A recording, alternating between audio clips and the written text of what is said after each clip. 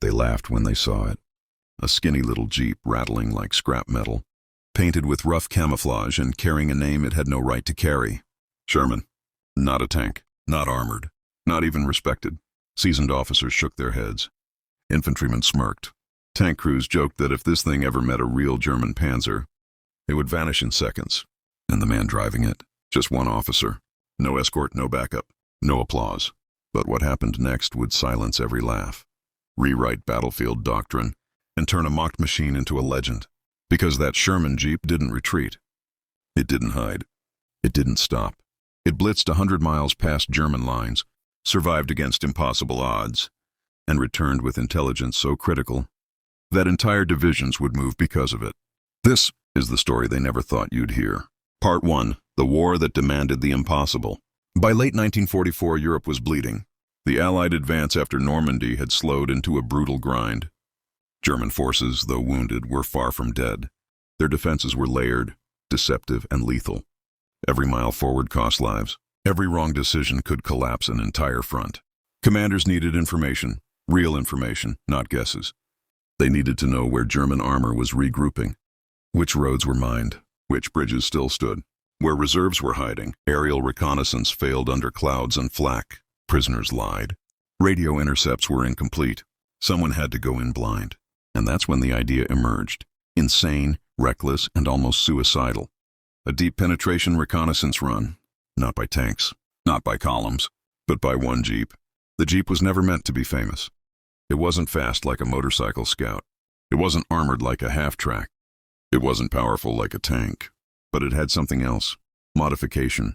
Extra fuel cans welded onto the sides. A mounted 30 cal machine gun scavenged from a wreck. Radio equipment squeezed where comfort should have been. Suspension reinforced with scrap steel. And painted across the hood in bold mocking letters. Sherman. A joke. A dare. A challenge to fate itself. The men who saw it laughed openly. You naming it after a tank now? That thing won't last 5 minutes. Hope you wrote your will. Even the mechanics thought it was madness. But the officer behind the wheel didn't laugh. He checked his maps, loaded his weapon, adjusted the radio, and drove forward. The moment he crossed the Allied forward line, everything changed.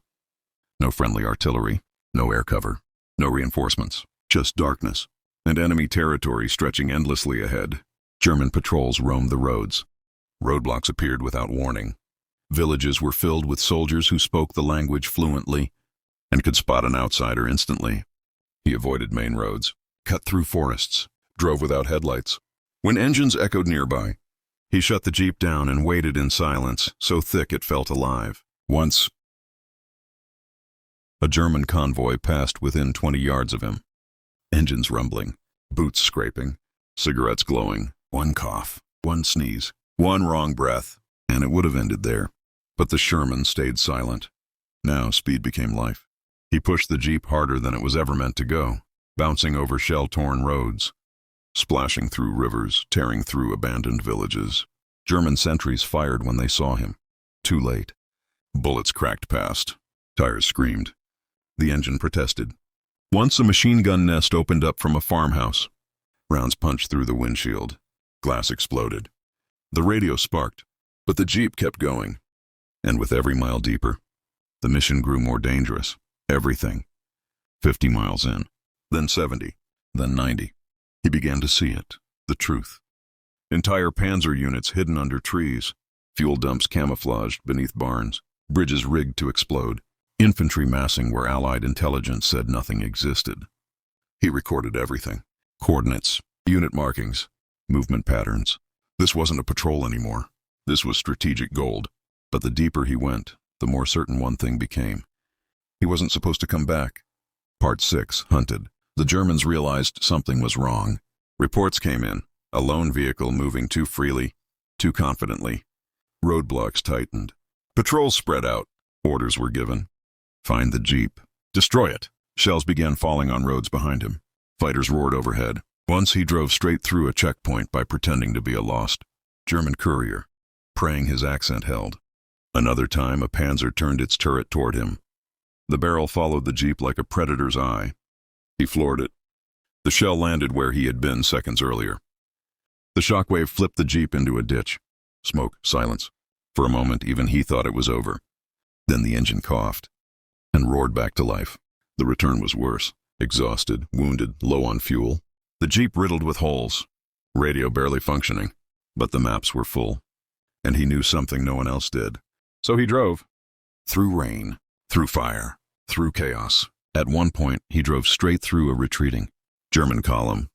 Bullets flying in every direction, because slowing down meant death. After 100 miles behind enemy lines, he crossed back into Allied territory and collapsed. Part 8, silence, then shock. At first, no one believed him. The maps were too detailed, the distances too extreme, the survival too unlikely. Then recon flights confirmed it. Intercepts matched his data. Prisoners unknowingly verified his observations. Entire Allied operations shifted. Units rerouted, artillery repositioned. Attacks avoided traps that would have been massacres. Thousands of lives saved by a Jeep they laughed at. They never laughed again. The Jeep, battered, burned, barely alive, was parked quietly near headquarters. Soldiers walked past it with respect. Some touched it for luck. Others just stared.